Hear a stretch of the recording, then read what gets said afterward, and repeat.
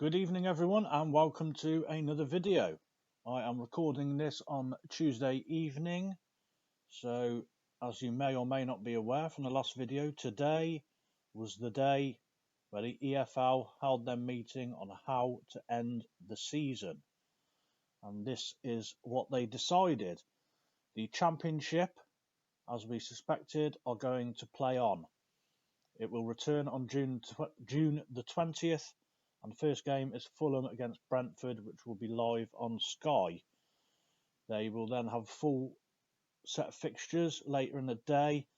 They will have a week off, and then they will be back in 4 weeks on the trot of playing weekend, midweek, weekend, midweek. So whoever goes on to get promoted and win the playoffs will certainly earn it this season for sure. League One, which was the interesting one, the one which has been slowing all of this procedure down. They have voted to end the season. The champions are Coventry City, and also getting promoted are Rotherham. So congratulations to both of those teams. They will be in the Championship next season. The playoffs will be Wycombe against Fleetwood and Oxford against Portsmouth. Those playoffs will take place on, the first leg will be Friday the 19th of June, which is a week Friday. They're not messing about here. The second leg will be on Tuesday the 23rd, and the final will be on the 30th. Now, I'm saying this will be when they are. This is what I'm guessing. This is unconfirmed at the moment, but you'll see where I got this idea from in a moment. Relegated, Tranmere, Southend and Bolton. Tranmere had a game in hand.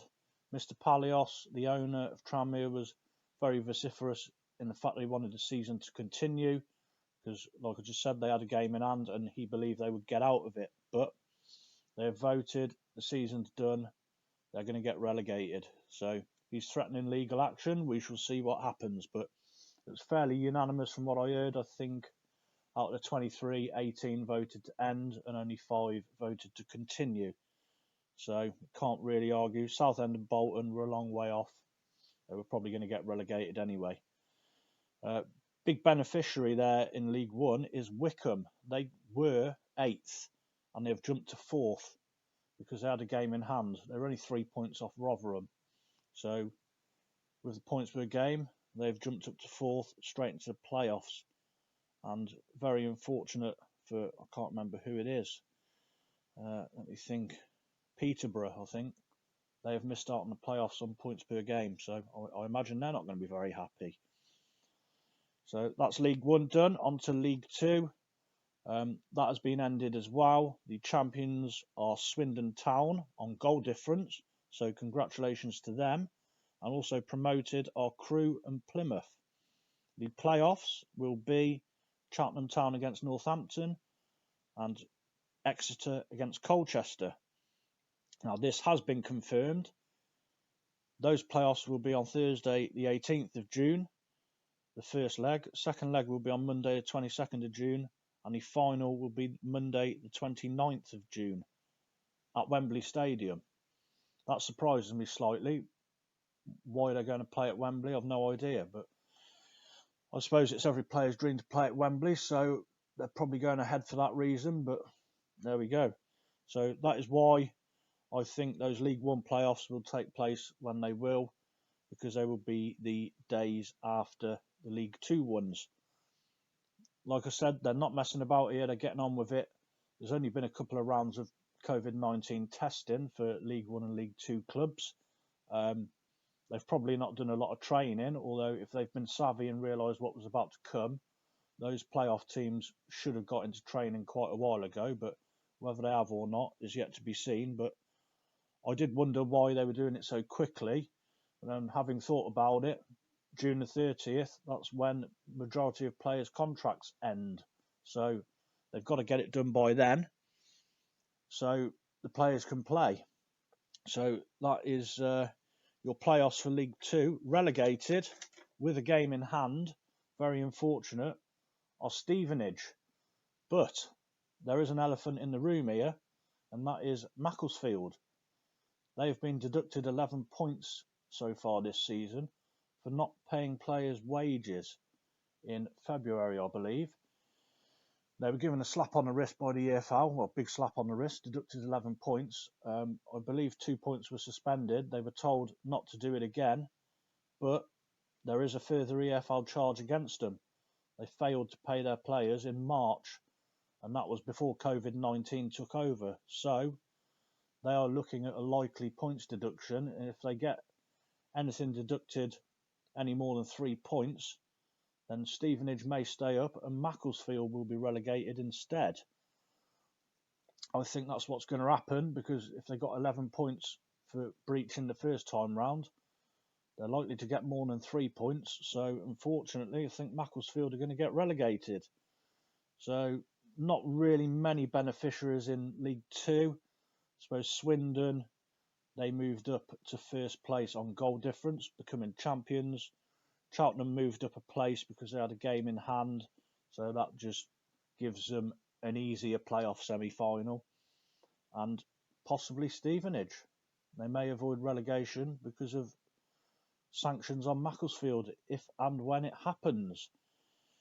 So that is your EFL and the Championship covered. We move on to the National League, who have been waiting in the wings, basically waiting for the last 5 weeks for the EFL to get their act together. They finally have now. That's all sorted out. So there is tomorrow a National League board meeting tomorrow afternoon. The EFL's outcome will influence their approach, and they will communicate the news before the end of the week to their clubs. I suspect they will end it as League One and League Two have, on points per game, and that will be good news for Barrow because they will get promoted from the National League.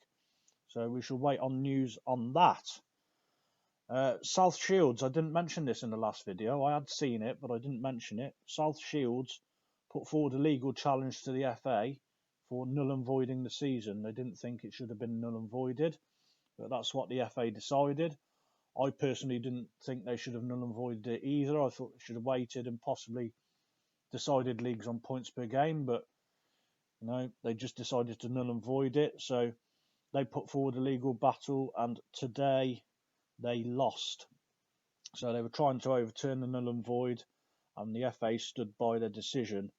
They were backed by several clubs financially. I think there was about 16 involved, but that legal battle was lost, unfortunately. It's an arbitration tribunal, a 3-man panel, dismissed the legal challenge. The FA released a statement on it, which I shall read to you now. Excuse me, as I clear my throat.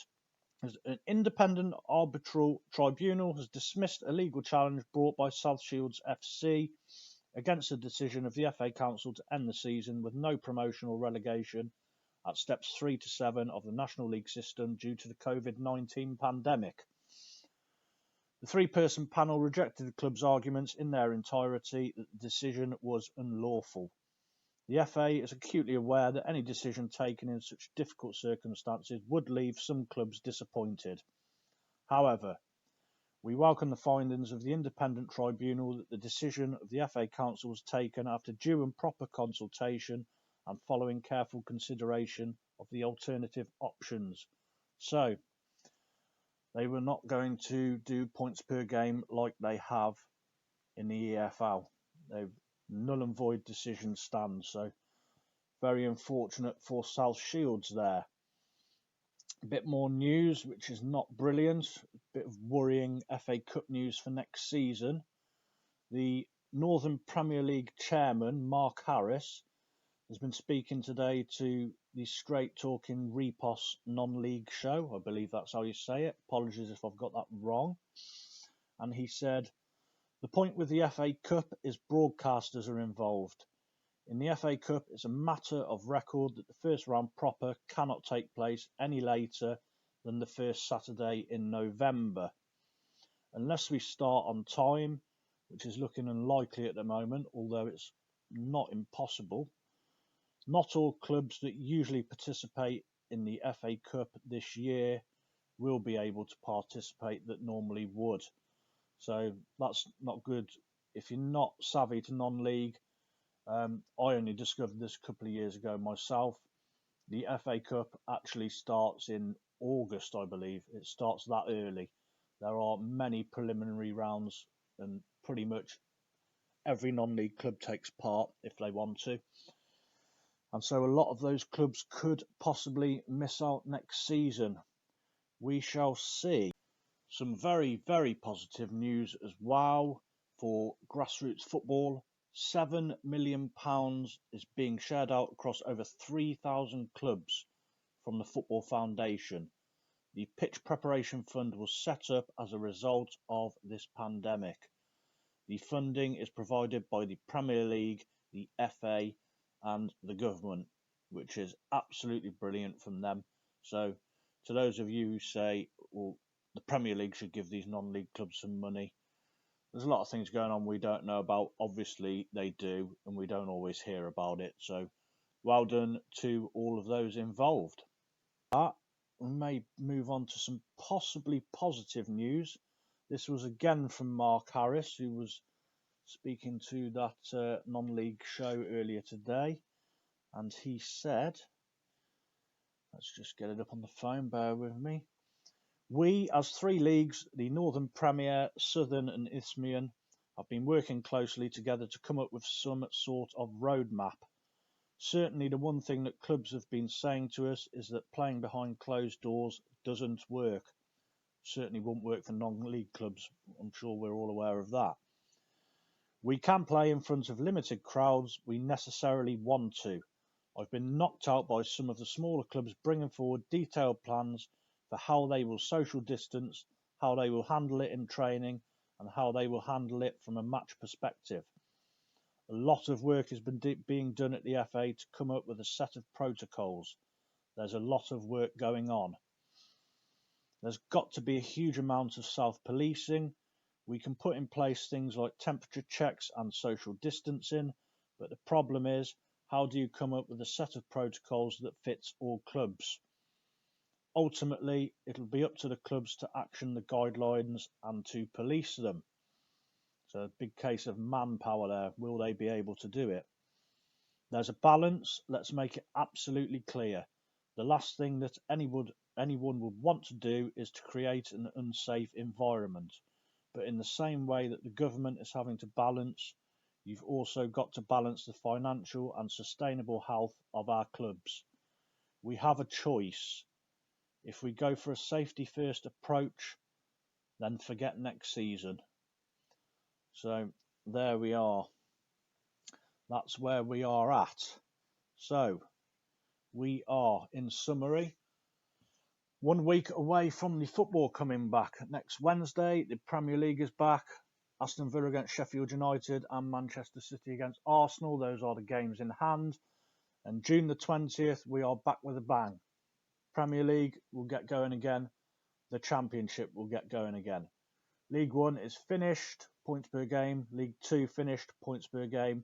National League, I suspect, will finish on points per game. Barrow will get promoted, and we await decisions on playoffs, because there is still a space in the EFL for one more club due to Barrow's expulsion last season. So there is possibility of playoffs and someone else going up. We shall see. So that's it. Like I said, football's back next week. Leave me your comments. Who do you think is going to win the League One playoffs? I'm going to go for a Wycombe-Oxford final. And I don't know why. I think we'll say Oxford are going to win and get promoted to the Championship. I like Oxford. I've been to see them a few times. Very good side. Enjoy watching them. So I'll say Oxford to get promoted. League 2 playoffs. Who do you think is going to get promoted there? I'm going to go for a Cheltenham-Exeter final. I dearly love Cheltenham to get up to League 1 there. Less than 20 miles up the road from me, but I've got a feeling Exeter will get promoted to League 1 there. Let me know who you think. Do you think Macclesfield will go out of existence? Will they get relegated to start with? I think they will. It's not looking very good for them. They are in deep financial trouble from the sounds of it. Will Macclesfield even exist next season? Let me know what you think. Will the National League end on points per game, as I suspect? What do you think they will do? Do you think there will be playoffs? I said I've not heard anything about that at all, so we will find out. Let me know your thoughts. Will the FA Cup go ahead next season as normal? Not looking very good at the moment, is it? Like I said, it usually starts very early, August or early September. Is it going to go ahead? Will the usual non-league clubs get to participate like they usually do? It's not looking like it at the moment, but things have moved fast over the last few weeks with the football, so I suppose it could be a possibility. Let me know what you think. I'll be interested to see what you all think. Oh, and I almost forgot to mention, I had my little chat last week with Dan from Football Is, and that is what I want.